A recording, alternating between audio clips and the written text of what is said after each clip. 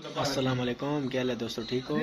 आज मैं रहीम के साथ आया हूँ, रहीम के रूम पे आया हूँ, रहीम के रूम पे। तो चाय बनाया है, अभी बैठे हैं, साथ में भाई भी आया और वो रहीम बात कर रहे हैं।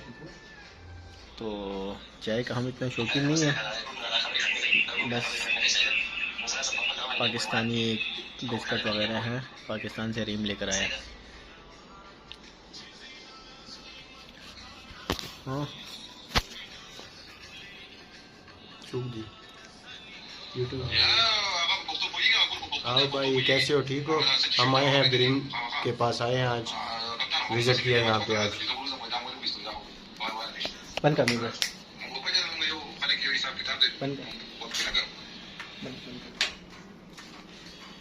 रहीम के रूम पे आया है यार, यादगार से वीडियो है। गंजा हो गया भाई रहीम का ये अभी आप देखो, मेरे पास 7-8 साल पुरानी वीडियो भी है। ये 2025 की वीडियो अभी बना रहा हूँ, तो आप देख सकते हैं। साथ वाली भी देखो यार, उस टाइम में शाहरुख खान था, बाल लंबे थे। अभी कादर खान।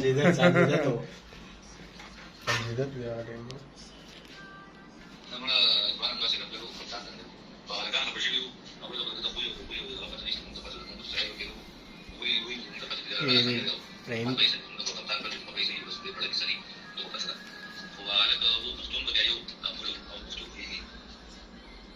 हमारा माला को ईमान डाल